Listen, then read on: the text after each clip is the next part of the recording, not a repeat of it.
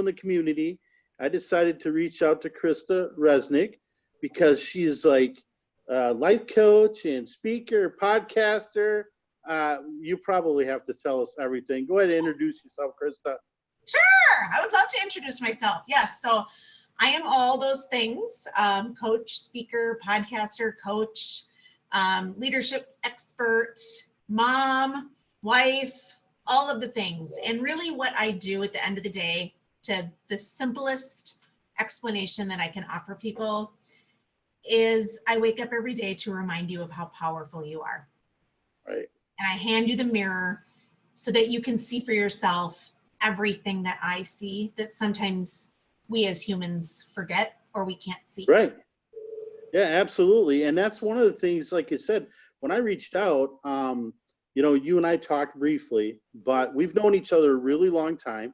And it's incredible to watch the transformation for people. I mean, I've seen your kids from tiny all the way up to tiny. Man. Yeah. They're way taller than Aaron and you. And I don't know how that happens, but I know. That's right. Yeah. No, it's incredible to watch everything. And I have certainly watched a lot of your live videos or your videos a little bit later. And I want to get a lot of the links to be able to push that out, because I think there is so much going on right now with people staying at home and stuck at home. But, they need that extra push right now, especially more than ever. Yeah. Yeah. It's sort of like the personal development retreat that none of us asked for. Right. No kidding. Right. Like we have all this extra time. And my question always is, who do you want to be at the end of this? Because it really is a beautiful gift in a lot of ways for many people. Yes, there is a lot of darkness. It's kind of like this gift that came in a really dark package that nobody wanted. Right. And I said at the very, very beginning of this to a few people, this is going to teach us to be human again, because I feel like we've grown numb to a lot of things. Yes. In fact, Saturday, I sent out a text message or a post on Facebook, which obviously I do a lot. But I challenged people to reach out to people they haven't talked to in a while.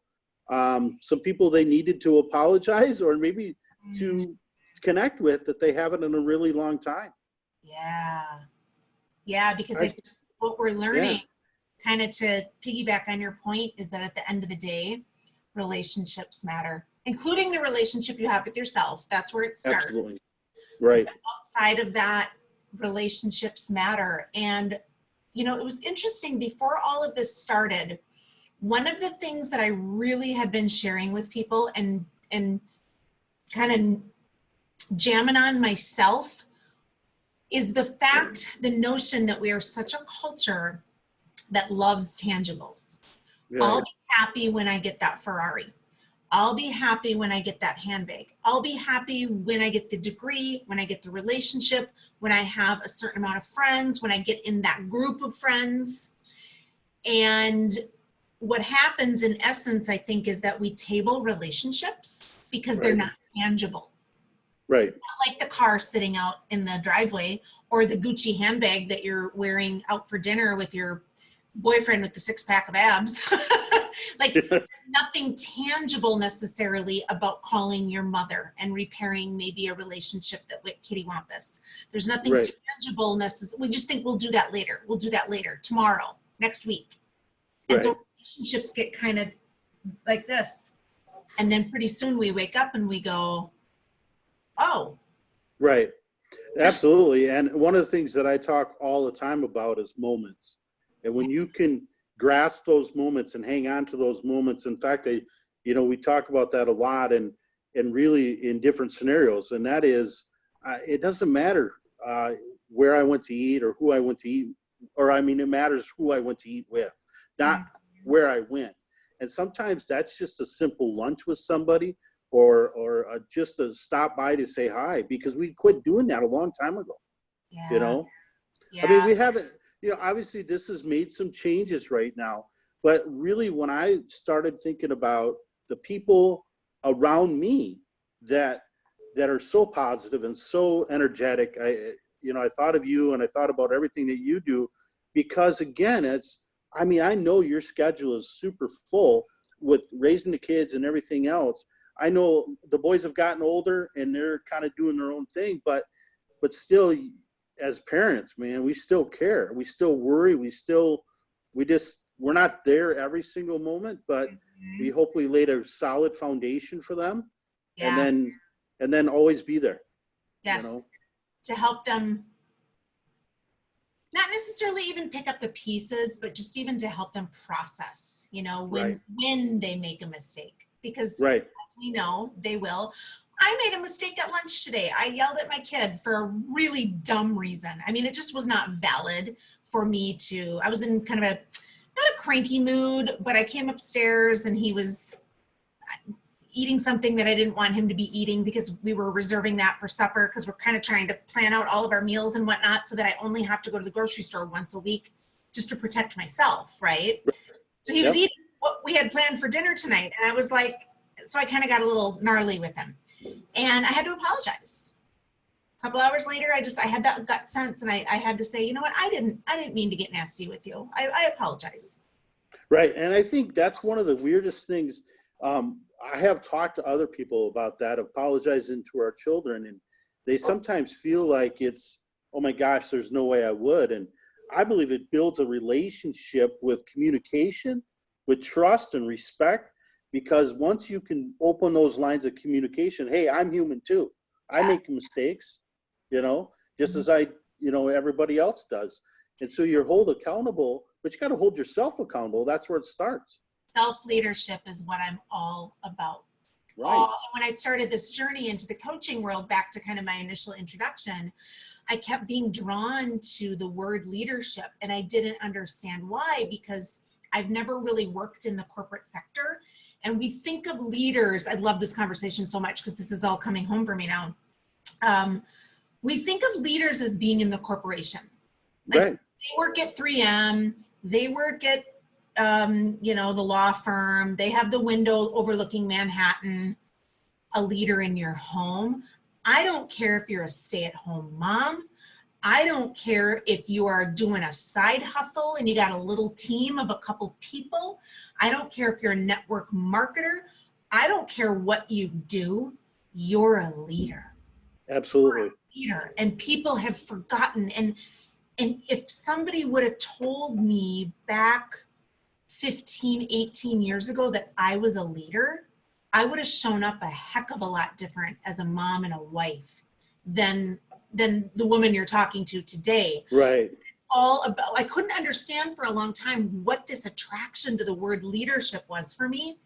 I know now it's all about self-leadership, because unless you're leading yourself. Right. Well, and that's, we talked about that, and really, like I said, when earlier about the transformation, like I said, we've known each other a really long time, but we tend to just think, like you said, leaders as being in this particular spot. But I think you lead all the time, and if nothing else, you're leading yourself and making the right decisions the best you can. I talk about this all the time about, respect for yourself means making decisions when nobody's looking. When it's, when you're not being held accountable to anybody but your own, then that's where it's at. I mean, we're both faith-based and not to go down that road, but I just believe that that's really where it starts, is from inside. Absolutely, 100%. And back to, the whole apologizing to your kids. Yes, they're sort of kind of listening to what we're saying. They're watching what we're doing. So who better than to show them how to apologize and that I screwed up than their own mother? To give a hug and say, you didn't deserve me to yell at you like that. That I was not in alignment with myself. That was not integrous of me to get all snot-nosy with you for eating what you thought was available for lunch because you were hungry. That just wasn't called for. That was being out of alignment with myself. I agree, and I understand, and it's, these types of things, like I said, in the very beginning, when we started staying home more and more, And now really kids are coming up on what normally would be their summer break. You know, I just feel like there's a perfect time right now to set the core values, set the family values and everything else. You know, I mean, it's amazing how much it's made us do it versus just, you know, we get so busy trying to go 9 to 5 or whatever your business hours are, or just trying to make a living that we forget to live and, you know, just enjoy life. Yeah. I mean, people laugh at me because I post a lot of weird stuff on Facebook, but you know, I've always said, if you take Facebook super serious, then you probably take mini golf really serious. I mean, it's just relax. And the minute we start taking levity out of the conversation, everything just becomes hard and hustle and grind. And we all know those people, and I don't want to be that person. I can go out and chop a wood pile because fun is one of my core values, actually. I don't do anything if it's not fun. So people will often say to me, well, really? Like, there's some things in life that aren't fun. Not for me, there's not. I go to the grocery store and I make it fun. You know, I download a podcast or an audio book before I go. Why not? Might as well be there learning something. I'm picking up my groceries. Right. I can go out and chop wood and have fun. I'm out there singing, thinking about all the calories I'm burning. I was cleaning out, doing some spring cleaning over the weekend. It's not a job I love, but I want it done, right? I want everything freshened and polished. And I blasted the 80s music. I was singing at the top of my lungs. I thought, well, if you're going to do this, you might as well make it fun. I mean, I put fun into everything I do. And I think when you take fun off the table, life does become really hard.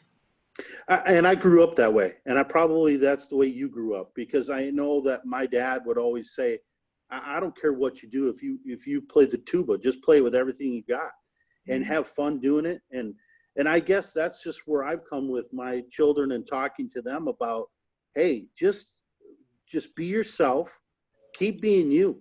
That's like our catchphrase. Just keep being you, and try to move the needle, try to improve every single day. You know, we actually a long time ago started, really digging into different books and audio. You know, I do a lot of audio book, and just have learned so much from other people that it's just made me a better person, you know? Yeah. Can't help to doing that. Yeah. And that's kind of the whole point is always be elevating and always be expanding and always be asking what's possible. What's next? What's next? That's right. Your limitations are only set by you. And I mean, there's obviously, I'm never going to be taller. I know that, but I also can be really good at being whatever, and trying to improve. And, not that long ago, I put some stuff on Facebook about all these things I've accomplished. And just in the last year, I made a point to just try to do some stuff. And then all of a sudden I started doing these videos, and it really, these videos are not for me. I just love seeing people. I love watching them grow as individuals. I love bringing the spotlight to other people because I think they deserve it for whatever reasons. But, I think you just have to use what you have. Yeah. Well, and I think you said something really important too. Sometimes I think we do forget that these videos, they kind of are for you too, because it's bringing you a lot of pleasure. Right. Absolutely. That matters. So when we walk in alignment with our purpose, and when we choose to be intentional with the things that light us up, right, everybody kind of gets the delicious leftovers because it's coming out of you, because it's filling. Otherwise you'd show up to this call and you'd kind of be resentful. You'd be like, oh, really? It's 7 o'clock. I just want to put my pajamas. Obviously you really feel like this is part of something I can offer, and it excites you. So it is, in essence, we sometimes forget to include ourselves in the conversation. Well, I totally agree. I mean, as you know, I did a ton of car shows all the time and loved doing that. But it got to be a grind after 10 years, and I was able to walk away. And I had to walk away. My schedules conflicted, and I thought this is a good time. And it just worked out that way.